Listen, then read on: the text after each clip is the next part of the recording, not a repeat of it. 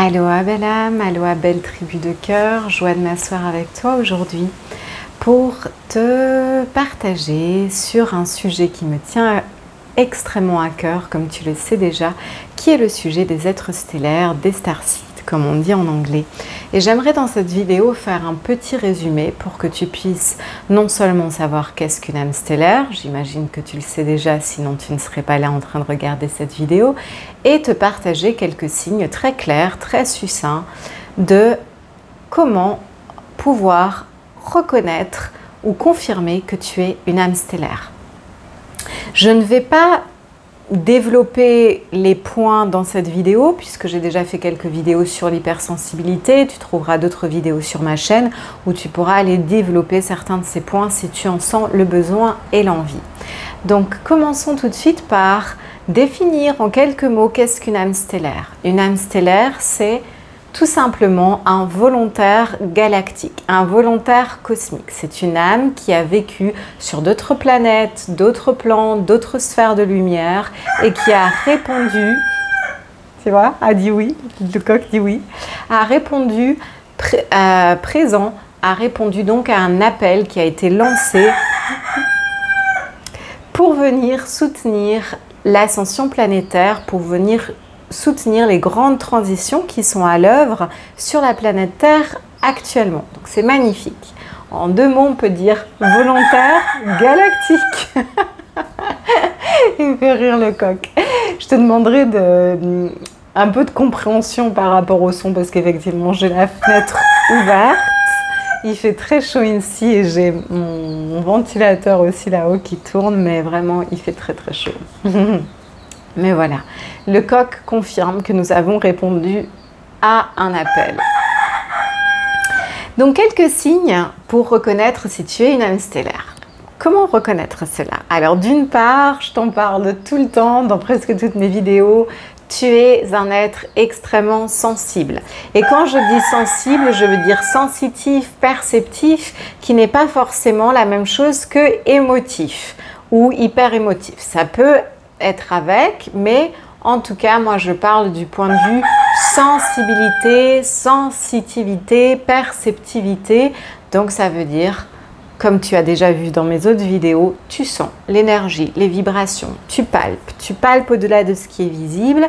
Et d'autre part, de l'autre côté de la pièce, de l'autre face de la pièce, ça peut être que facilement tu peux te sentir drainé, submergé, vidé, fatigué lorsque tu passes du temps ou quand tu es amené à aller dans un environnement où il y a beaucoup d'humains comme un centre commercial ou être dans une grande ville. Il peut même y avoir cette sensation d'être drogué entre guillemets. Moi ça m'arrive souvent. Deuxième signe, tu es très intuitif. Ça veut dire que tu vas prendre tes décisions basées sur tes instincts, sur ton intuition, sur la voix de ton cœur, sur tout ce que tu ressens profondément, sur une connaissance intérieure qui dépasse la logique. Et pour les êtres qui t'entourent, ça peut souvent sembler irrationnel, illogique, effectivement, parce qu'on ne fonctionne pas tant à travers la logique que j'appelle la logique terrestre ou terrienne, mais plutôt on a une connaissance intérieure qui nous parle et on est toujours guidé au bon endroit, au bon moment, quand on s'écoute profondément. Troisième signe, mission. Oui, ce sont des âmes qui ont une mission d'âme. Et donc, depuis très jeune, il y a ce sentiment d'être là pour quelque chose, d'être là pour contribuer à l'humanité, d'être là pour aider, soutenir les règnes du vivant. Il y a une aspiration profonde à créer un monde meilleur, un monde plus juste, un monde plus beau, un monde plus harmonieux. Et tout ça pour nous faire glisser au quatrième signe des âmes extrêmement, tu es une âme extrêmement amoureuse de la nature, un amour démesuré pour la nature, un amour démesuré pour tous les règnes du vivant, un amour indescriptible. Autre signe, tu es visionnaire, pionnier, très intelligent, une âme extrêmement créative. Et quand je parle d'intelligence, je ne parle pas forcément En termes d'avoir ou pas des bonnes notes, tu as peut-être même eu de mauvaises notes à l'école puisque tu ne te sentais pas forcément à ta place, ou peut-être que tu as eu de très bonnes notes, mais il y a différents types d'intelligence et il y a vraiment un esprit vif, un esprit créatif qui a besoin de faire circuler sa créativité. Quand je parle de créativité, je parle, comme tu le sais déjà, au sens large, mais il y a besoin de mettre cette créativité au service, dans le sens, encore une fois, de mettre cette créativité pour créer le beau, pour ensemencer cette terre de beauté, de sagesse. Et tout ça pour nous faire glisser également dans le prochain point. Ce sont des âmes très spirituelles. Ce sont des âmes qui ont un attrait pour les conversations sur l'univers, sur la vie, qui ne suivent pas forcément une religion, mais qui peuvent même s'être intéressés à différents courants religieux et spirituels pour aller goûter le Graal en chacune et trouver les points communs entre chacune. Moi, ça m'est arrivé, j'adorais étudier les religions, vraiment avec cet esprit curieux et pour voir le point commun, pour voir aussi là où il y avait la manipulation. Mais voilà, des êtres spirituels qui adorent discuter pendant des heures sur certains sujets ésotériques ou métaphysiques.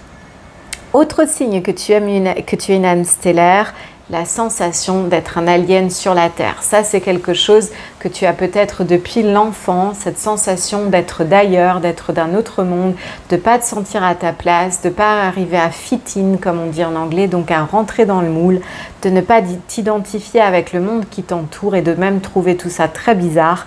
Donc voilà, la sensation d'être d'ailleurs. Autre signe que tu es une âme stellaire, c'est effectivement la vie sur Terre et souvent peut-être un challenge pour toi. C'est-à-dire que tu sens effectivement que la société est un lieu un peu hostile, dans le sens tu te demandes pourquoi est-ce que le monde a été créé comme ça. Il y a vraiment une connaissance que ces sociétés ne sont pas créées pour servir l'épanouissement de l'être, et ça te fait, quand tu observes le monde qui t'entoure, souvent l'observer avec une certaine tristesse, puisque tu aspires à que l'amour soit au cœur des sociétés, à que l'amour soit au centre du monde et à créer une société plus juste. Tu aspires également à quelque part à contribuer à cette évolution.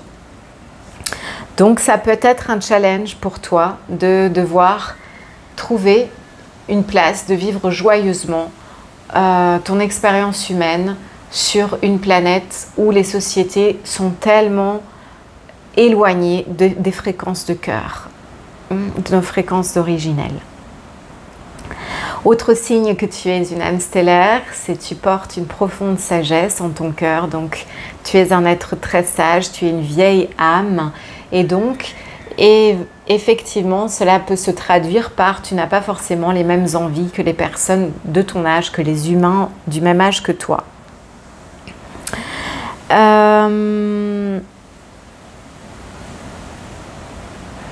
Avec ça, ça peut également entraîner des questions existentielles depuis l'enfance, une remise en question de la société, comme je te disais dans le point précédent, et donc des questions existentielles depuis l'enfance. Pourquoi je suis là? Pourquoi ce monde est comme ça? Moi, je me souviens également, par exemple, quand mon papa me parlait de certaines notions, comme les notions de propriété, les notions d'argent. Depuis toute petite, je me disais, mais qu'est-ce que les humains font sur la Terre? Mais quel jeu ils sont en train de jouer ici? Voilà. Ça, c'est quelque chose de très présent chez les êtres stellaires. Autre signe que tu es un être stellaire, tu préfères la profondeur à la quantité. Donc, tu peux être une âme qui, au lieu de préférer d'être dans un grand groupe, tu préféreras peut-être avoir un moment intime et une vraie relation, un vrai moment de partage avec une ou deux personnes. Tu peux aimer être dans des groupes quand c'est des groupes qui vibrent sur les mêmes fréquences que toi, mais voilà, tu préféreras la qualité, la profondeur à la quantité, et ça peut également se traduire par tu n'auras pas forcément un cercle d'amis extrêmement vaste, même si certaines âmes stellaires ont, mais tu préféreras peut-être avoir un plus petit groupe, mais tu sais que c'est des vrais. Autre signe que tu es un être stellaire, tu es déjà passé par une expérience d'éveil ou alors c'est en cours. Alors moi, quand je parle d'éveil, je ne vois pas ça comme quelque chose de linéaire. Ça veut dire qu'on n'a pas une seule expérience d'éveil dans notre vie et c'est bon, c'est fini. Généralement, néanmoins, il y a une grande expérience d'éveil à un moment dans ta vie qui fait un grand tournant. Et celle-là, elle te reconnecte avec ce que tu es profondément au-delà de tes dimensions physiques. Elle te permet d'aller retrouver le souvenir de pourquoi tu es là. Et généralement, ce premier grand éveil que tu vas vivre peut être également accompagné d'une profonde phase de tristesse, de ce que certains aimeraient classifier comme dépression. Alors, ce n'est pas du tout un problème clinique, donc voilà, je mets un mot parce que ça peut ressembler à ça. Certaines l'appellent la nuit noire de l'âme. Donc, il y a une profonde invitation à plonger en soi.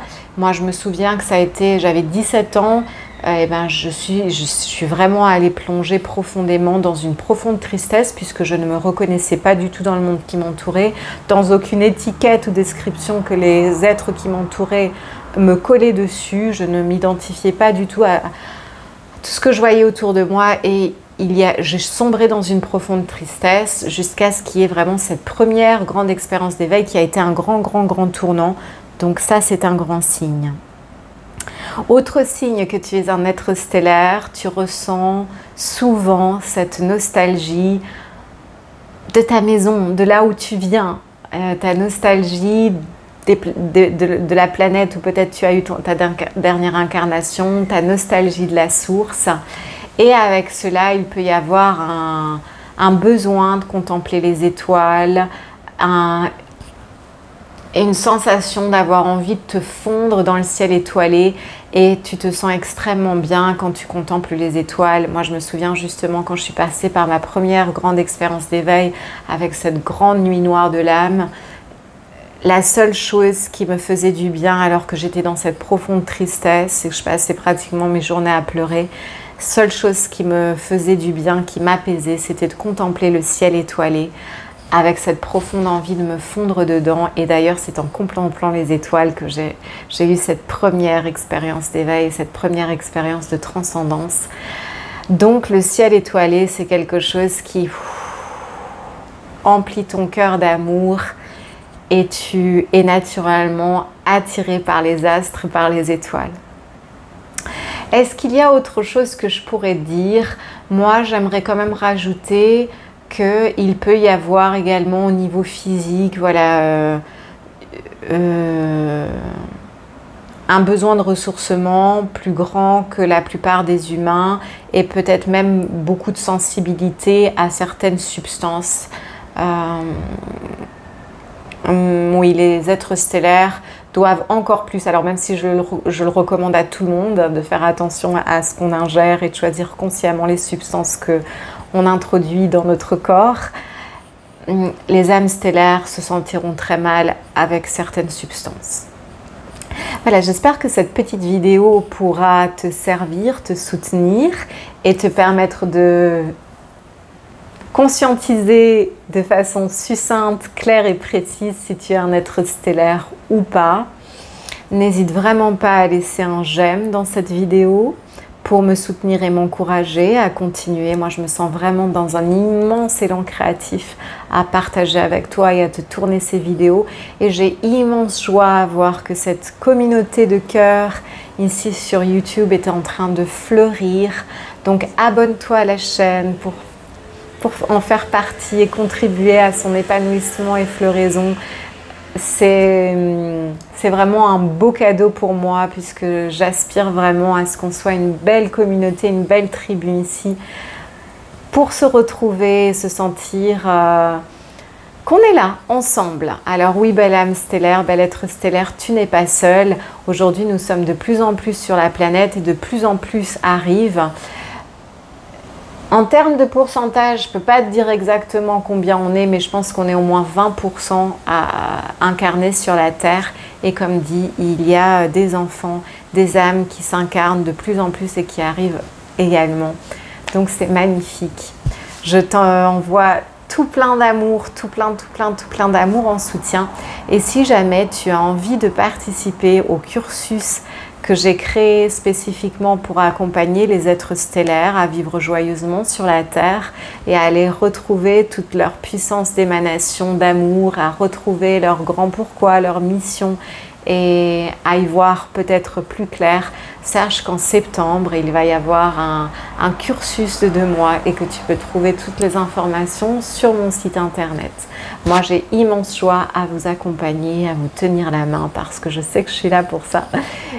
Et ça met mon cœur en joie, vraiment un grand pétillement d'âme.